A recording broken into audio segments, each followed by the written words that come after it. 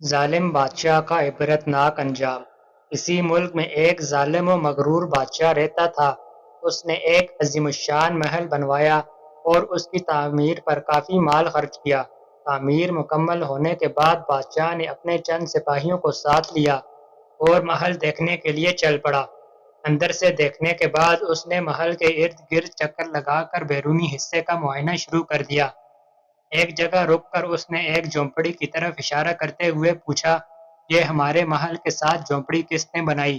سپاہیوں نے جواب دیا، چند روز سے یہاں ایک مسلمان بوڑھی عورت آئی ہے، اسی نے یہ جھونپڑی بنائی ہے اور وہ اس میں اللہ کی عبادت کرتی ہے۔ بادشاہ یہ سن کر بڑے غرور کے ساتھ بولا، اس غریب بڑھیا کی یہ جرت کیسے ہوئی کہ ہمارے محل کے قریب جھونپڑی بنائے؟ اس جھونپڑی کو فوراً گرا دو۔ حکم پاتے ہی سپاہی جھونپڑی کی طرف بڑھے۔ بڑھیا اس وقت وہاں موجود نہ تھی۔ سپاہیوں نے آن کی آن میں اس غریب بڑھیا کی جھونپڑی کو ملیا میٹ کر دیا۔ بادشاہ جھونپڑی گروانے کے بعد اپنے دوستوں کے ہمراہ اپنے نئے محل میں چلا گیا۔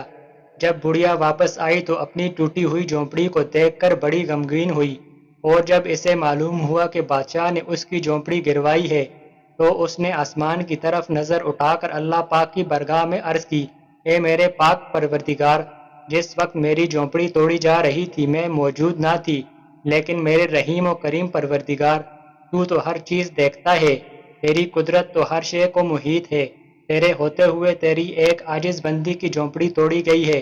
اس بڑھیا کی آہو زاری اور دعا مقبول ہوئی۔ اللہ پاک نے جبرائیل علیہ السلام کو حکم دیا کہ اس پورے محل کو بادشاہ اور اس کے سپاہیوں سمیت تباہ و برباد کر دو۔ حکم پاتے ہی جبرائیل علیہ السلام زمین پر تشریف لائے اور سارے محل کو اس ظالم بادشاہ اور اس کے سپاہیوں سمیت زمین بوس کر دیا۔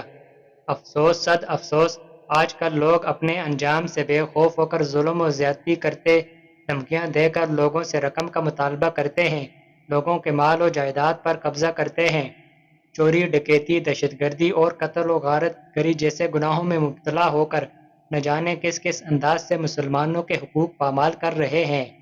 یاد رکھیے، ظلم کا انجام بہت ہی بھیانک اور خطرناک ہے۔ ہم دنیا میں چاہے کسی پر کتنا ہی ظلم کر لیں اور بے خوف ہو کر گھومتے پھریں، مگر یہ بھی یاد رکھیے مرنے کے بعد ہر ظلم کا حساب دینا ہوگا۔